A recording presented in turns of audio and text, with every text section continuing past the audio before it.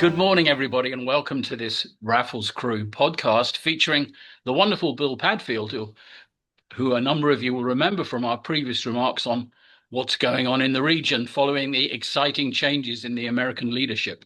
So Bill, welcome. Good morning. Bill is the very storied leader of Salamander Associates, which is a consulting organization, I think it's fair to say, that does fractional work for Series A and Series B startups and is really doing well. I don't know how many associates you got now, Bill, about 60 or something, is 50 it? of us in 14 countries.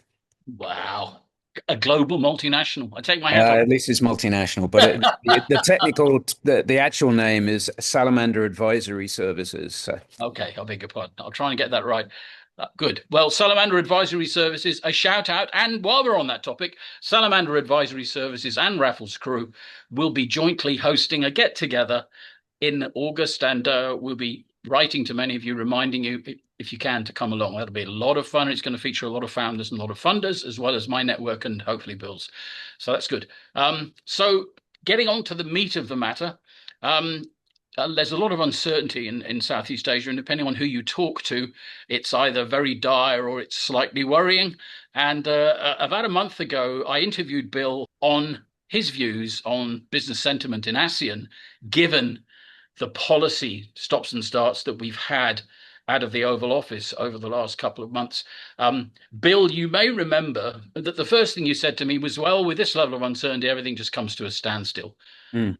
Is there any more clarity now, or are things actually still at a standstill?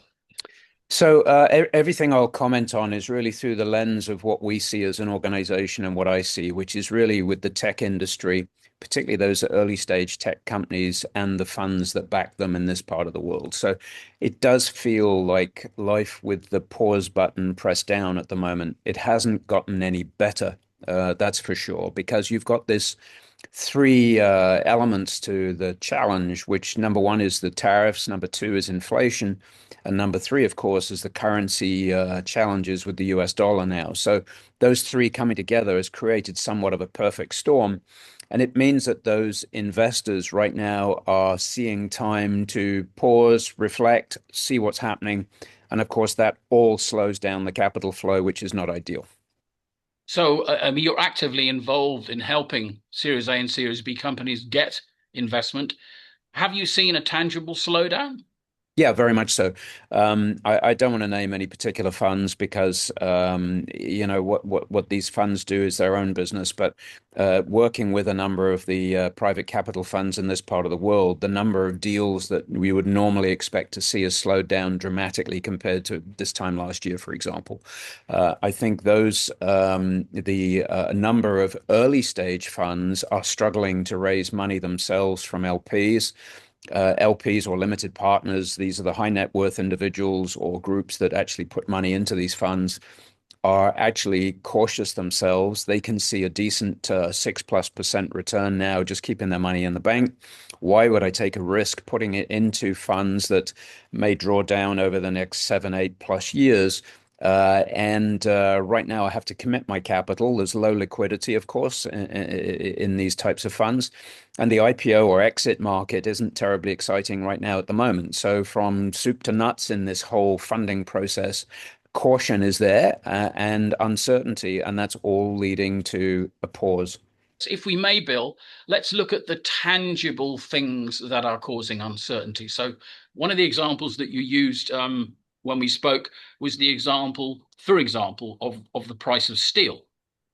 Yeah, there's really several things here. The first one is hardware, then there's software, then there's the financial side of it. So, hardware is under tariff at the moment. So, if you have certain components in whatever you're making that may have steel in them, that has a different tariff rate than if it's something else. So, you've got to work all this out to understand what percentage of your products contain steel and so on, And which then is you've got to price it. Yeah. which you got to price it, and this is all administration and things you have to consider. So far, these tariffs haven't impacted software. So if you're selling licensed software, perpetual licenses, or software as a service, you're actually currently immune to tariffs. And also, if you're providing services on the back of it, so far immune to tariffs. But whether that gun's going to come round and focus on those things in the near future, we don't know. No, I mean, you were surmising when we spoke that Trump hasn't got round to services yet. Yeah, well, he may, or he may not. I mean, we may have a tariff in the morning and it's removed in the afternoon or doubled. It's just this whole world of uncertainty at the moment. The past 80 years, I don't think anybody's had to deal with something like this. So, yeah, talk about this gentleman blowing up the global trade model. He's absolutely doing that. Yeah. Okay. All right. So the key date was theoretically August the 1st, by which point everything will be agreed. I mean, do you see any likelihood of this being resolved in any significant way by then? It depends which country you're talking about, because there's a long list of countries trying to get through this tariff Negotiation. negotiation process by the 1st of August. And I just don't think the Americans or anybody else has got the capacity to handle all these negotiations simultaneously. So I think that in itself is going to be a restraining factor. I think also with the US dollar being impacted, it's also making it tougher for early stage companies at the same time, particularly if they're trying to sell into the United States. They're now having to go into the US with a higher foreign currency priced product or service, Yeah. plus the tariff impact on the top of that Mhm. is really compounding the problem. So, and then of course, inflation on the back of that, which is impacting their supply chain. So there's those three things coming together that's really causing a problem. Give some advice, first of all, to those who are still looking for money to get going, and secondly, to those who are going already and have funding. And this is part of what we're doing almost on a daily basis at the moment. Number one is if you're trying to raise money, don't give up. There is funding out there. It's just the process at the moment is taking longer than I've seen it in the last, 3, 4, 5 years. A due diligence on your company, an operational due diligence as well as a financial due diligence is taking longer. So it's taking now at least 6 months where it could have taken 3 months in the past. And a number of companies approach us saying, I need to raise money and I need it now. And of course, even if you're using different forms of fundraising like safe notes and so on, it still takes time. So that's the first one. Be patient. And some companies are doing 30, 40, 50, 60, 100 presentations to different funds before they're actually getting funded, but don't give up. The second one is if you are lucky enough to be sitting on funding right now, you've really got to extend your runway. So the runway is the amount of cash that you burn month to month. And the recommendation for the past 12 months or more is you need to be sitting on at least 2 years of cash. Otherwise, you're going to be struggling to raise new funding. So this is part of what we do as an organization is help companies extend the runway by managing their expenses and so on more efficiently and more effectively. And one general partner of a VC fund in Southeast Asia told me a couple of years ago, at least two-thirds of money that's raised by early stage tech companies is wasted because of inexperience. So that's the type of experience we try to bring to the table. Yeah, because early stage companies often lack basic business knowledge. Whilst they may Yeah. be possessed of a brilliant disruptive notion, Yeah. they don't necessarily have broad business knowledge. Good. That's really interesting, Bill. So don't give up if you want to raise money. The hurdle is tougher. It takes longer, but the money is actually there. I guess if you already have money, based on the things that you described, burn rate is a pretty serious issue now. Even Yes, but burn rate's terribly important. And this is, of course, having companies defer hiring, where they may have built a model with previous investors that they would hire and many engineers, developers, whatever it may be. They're having to put that off. This is why fractional models like ours is appropriate because they can get the experience they need without having to hire the people.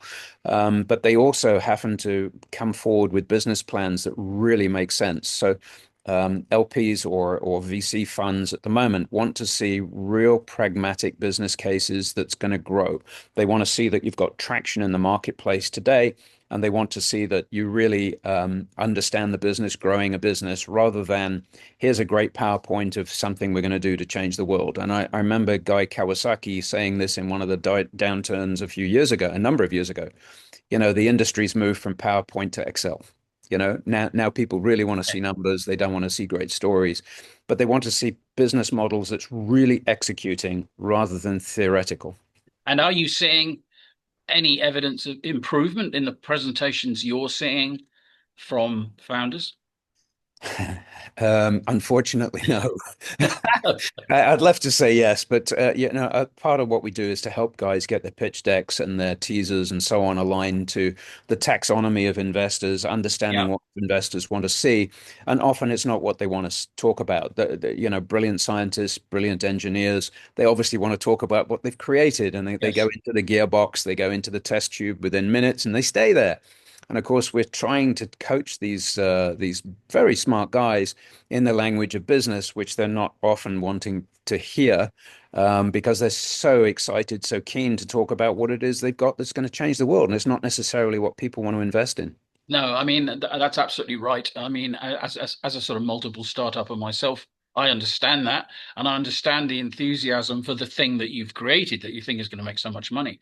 One of the things that we're doing at Raffles Crew, apart from working with you guys, is we work with a number of incubators, and where they are working with early stage companies. I've been quite impressed in some cases with the work they've been able to do to make that presentation more tangible. I think spending some time with these smart, creative innovators is useful in terms of getting a decent story that will resonate with investors. Is that something that Salamander does, or are you getting involved later typically? Several things there. First of all, is understanding how to formulate a pitch deck, and there really is a kind of set of rules here. The idea of 12 slides, 20 minutes, 10 minutes of Q&A is invariably what it comes down to. It starts with the first question, which once they've got the introductions underway, any investor will want to know what problem you're trying to solve. And if you're not crystal clear on the problem that you're trying to solve, that often is the end of the meeting.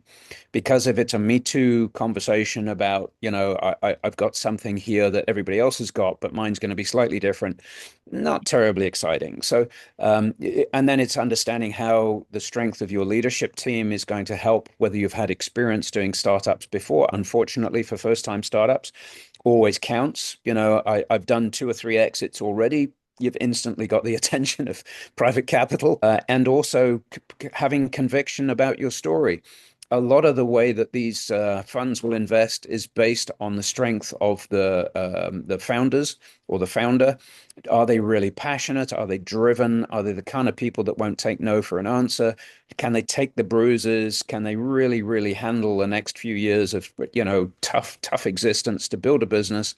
And they've got the tenacity to do it. And part of that is in there as well. So some of this is subjective, I'm afraid. Some of it's objective, but learning how to pitch the story is something great. Now, last week I was on a panel, thankfully, for SMU here in Singapore, where we're inducting companies into the next round of yeah, for the next six. I think it's a 6-month program at SMU, and some of the presentations were absolutely fantastic.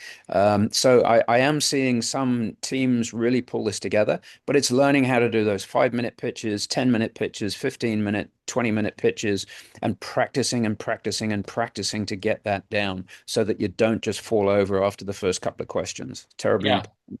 I think I'm really interested to hear that, Bill.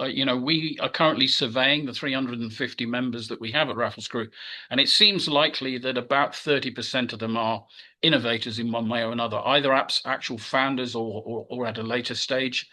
Um, and one of the areas we want to look at is coaching them in the key things that they need to know in order to get going and keep going. So this is really good input. I'm looking forward to our event in late August, when hopefully we will have an opportunity to invite some creative types from the startup community and potentially some investors as well, and sample a little bit of risky. Not me, but anyone that cares to.